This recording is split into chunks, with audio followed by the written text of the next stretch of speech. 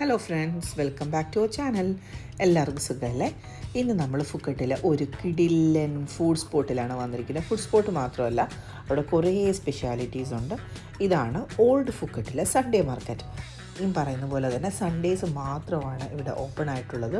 അതും വൈകുന്നേരം 4 മണി തൊട്ട് രാത്രി 10 മണി വരെ മാത്രമേ നമുക്കിവിടെ എക്സ്പീരിയൻസ് ചെയ്യാൻ പറ്റുള്ളൂ. ഫുക്കറ്റിൻ്റെ റിയൽ വൈബും അതുപോലെ അടിപൊളി ഫുഡ് സ്ട്രീറ്റും ഹിസ്റ്ററിയും ഒക്കെ ഒറ്റ സ്ഥലത്ത് എക്സ്പീരിയൻസ് ചെയ്യാൻ പറ്റിയ ഒരു ബ്യൂട്ടിഫുൾ സ്പോട്ടാണ് old Phuket market.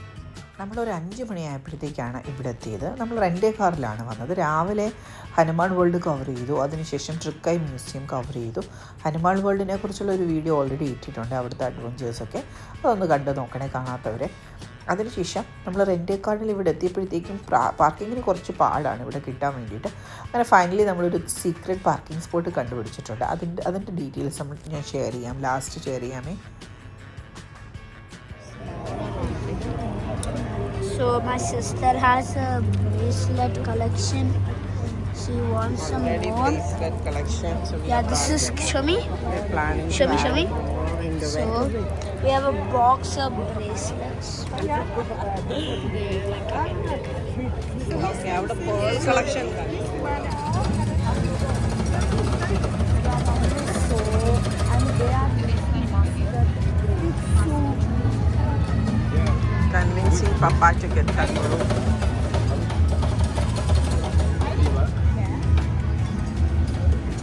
This is the food street in Old Phuket town.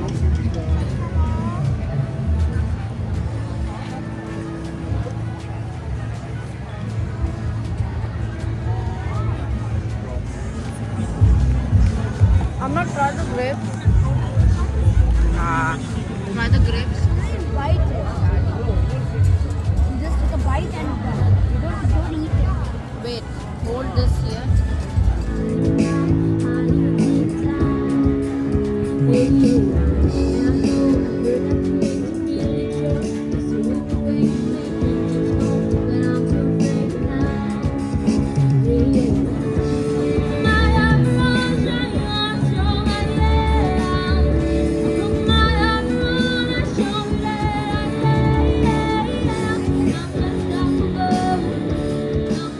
Food and എൻ്റർടൈൻമെൻറ്റാണ് ഇവിടുത്തെ മെയിൻ അട്രാക്ഷൻസ്. അതുപോലെ തന്നെ ഷോപ്പിങ്ങിന് ഫുഡ് മാത്രമല്ല, bags, vintage bags, craft items, dresses ഒക്കെ നല്ല വെറൈറ്റി മോഡൽസ് ഇവിടെ കിട്ടും.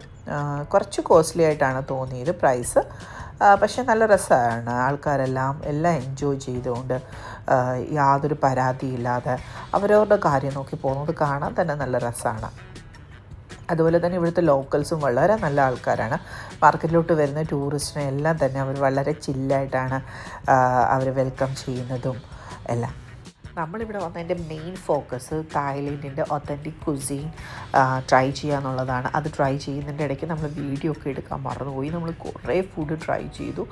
എല്ലാം നല്ല നല്ല ഹോട്ടായിട്ട് തരുന്നതുകൊണ്ട് തന്നെ ഭയങ്കര ഡെലീഷ്യസ് ആയിട്ടാണ് നമുക്ക് തോന്നിയത്.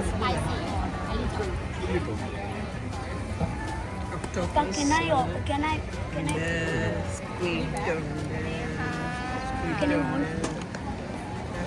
വലിയ ഒക്ടോപ്പസിൻ്റെ അത്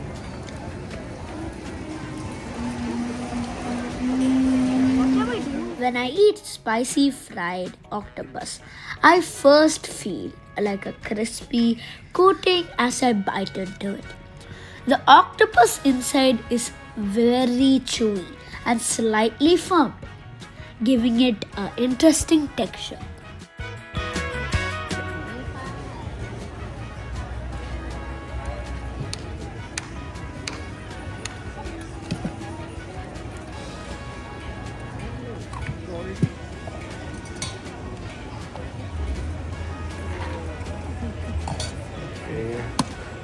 Nice. കാലക്കട്ട് മീതി 100 ഇട്ട് കൊടുക്കും.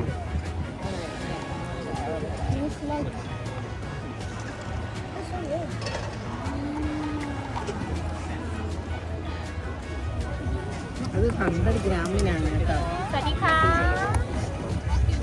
ഇത് എഴുതി വെച്ചിട്ടുണ്ടോ? ഞാൻ ട്രൈ ചെയ്തു. മാറിക്ക് ഇച്ചിരി മാറിക്കും മോളെ.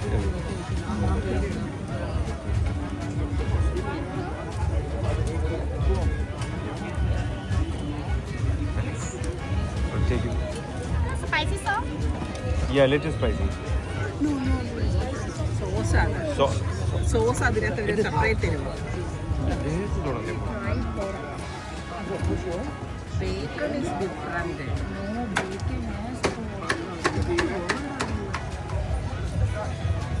But extremely chewy.